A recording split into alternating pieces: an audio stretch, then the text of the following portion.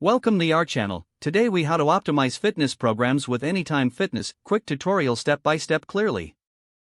To optimize fitness programs with Anytime Fitness, start by logging into your Anytime Fitness account online or through the app.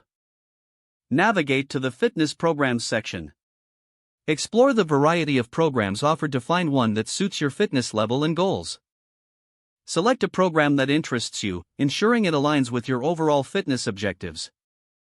Review the program details for duration, frequency, and types of workouts included. Take note of any equipment required for the program to ensure you have access to everything needed. If the program includes nutritional guidance, familiarize yourself with the meal plans and guidelines provided. Next, schedule your workouts in the app or on the website to establish a consistent routine. Utilize the tracking features within the app to log your workouts and monitor your progress. Set reminders for workout sessions to help keep you accountable. Connect with a personal trainer at Anytime Fitness for additional guidance and support. Take advantage of group classes if available, as they can enhance motivation and improve adherence. Regularly reassess your fitness goals and adjust your program as needed to continue making progress. Engage with the Anytime Fitness community to share experiences and tips with fellow members. Stay committed and motivated by celebrating small milestones along your fitness journey. If the page does not load, refresh the browser or try again in a private or incognito window. Make sure you are using the correct email address, then retype it carefully to avoid small typos. If your password is not accepted, use the reset option and create a new strong password you can remember. Check your spam folder for verification or security emails, then complete any requested confirmation steps.